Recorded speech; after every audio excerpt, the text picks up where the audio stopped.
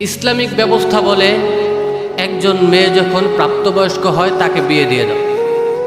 আর রাষ্ট্রীয় ব্যবস্থা বলে যে একজন মেয়ে যখন 18 বছর বয়স হয় তখন তাকে বিবাহ দাও। রাষ্ট্রীয় ব্যবস্থা মা বোনদের জন্য এবং যুবক যুবতীদের জন্য কতটা ক্ষতিকর এবং ইসলামিক ব্যবস্থা যুবক যুবতীদের জন্য মা বোনদের জন্য কতটা উপকার সেই বিষয়টা নিশ্চিত আলোচনা করব। একজন মেয়েকে বিয়ে দেওয়ার কথা ইসলাম বলেছে যখন সে প্রাপ্তবয়স্ক হয়। প্রাপ্তবয়স্ক কত বছর বয়সে হয়? 12 বছর, 10 থেকে 12 বছর বয়সে। এই যে আপনি ইসলামের হুকুমটাকে মানলেন না, আপনি ইগনোর করলেন, রাষ্ট্রীয় হুকুম নিয়ে আপনি বসে আছেন। এই রাষ্ট্রীয় হুকুম পালন করেন, বাধা নাই, কিন্তু পালন করতে গিয়ে আপনার মেয়ের যদি ইজ্জত হরণ হয়, সে যদি অশ্লীলতার মধ্যে জড়িয়ে যায়, তাহলে এর দায় এবার কে নেবে?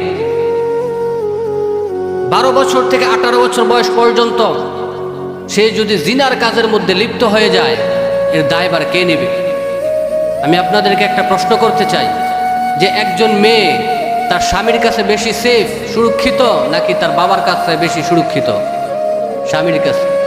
কেন স্বামীর কাছে সুরক্ষিত? কারণ প্রত্যেকটা বাবা তার মেয়েকে ভালোবাসে, তার কন্যাকে ভালোবাসে, কিন্তু স্বামী স্ত্রীর যে সম্পর্ক, এটা হলো জান্নাতি সম্পর্ক।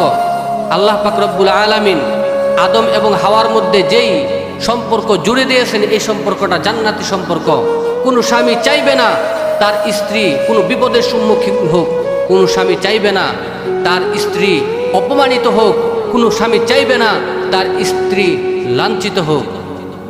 সুতরাং একজন বাবা তার মেয়েকে যতটুকু খেয়াল রাখতে পারে, একজন স্বামী তার স্ত্রীকে আরো বেশি খেয়াল রাখতে পারে।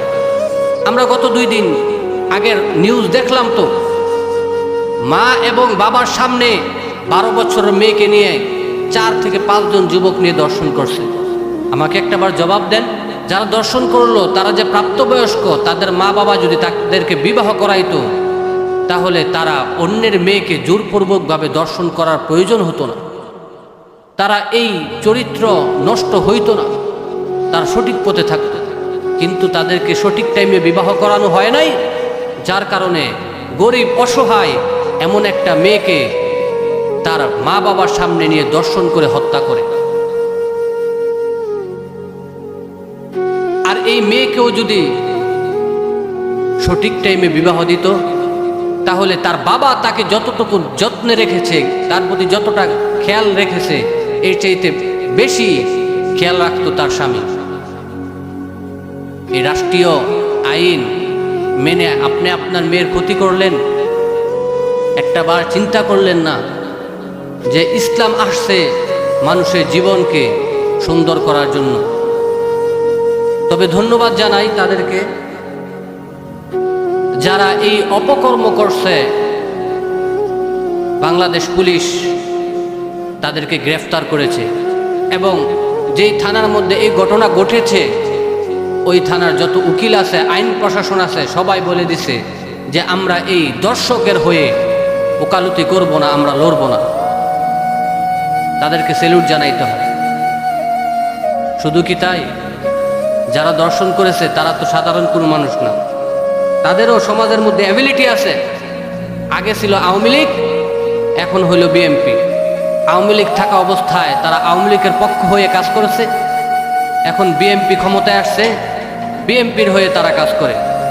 সুতরাং বিএনপিদেরকে বলবো, আপনারা এগুলোকে চিহ্নিত করেন।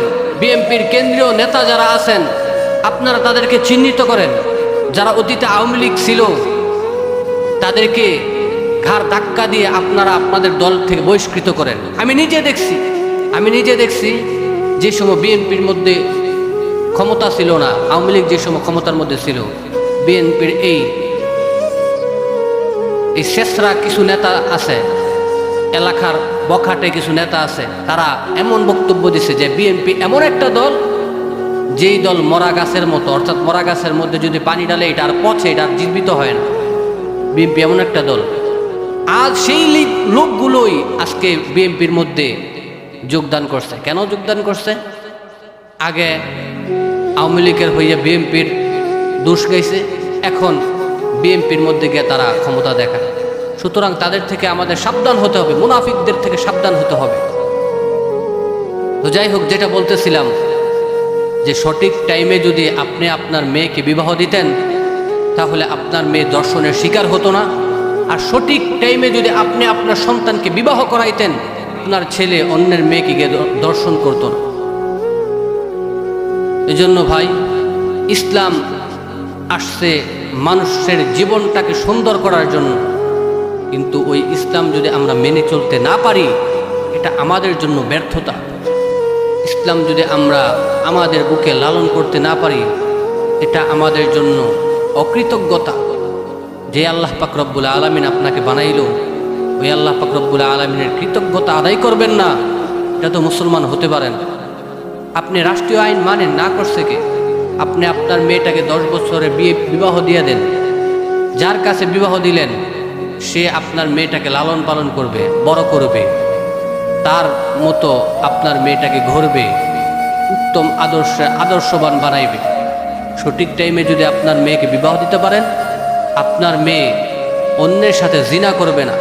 আপনার মেয়ে চিন্তা করবে, আমার জন্য তো একজন আছে, আমার স্বামী আছে, আমার হাজব্যান্ড আছে, আমার তো অন্যদিকে যাওয়ার কোনো সুযোগ নাই।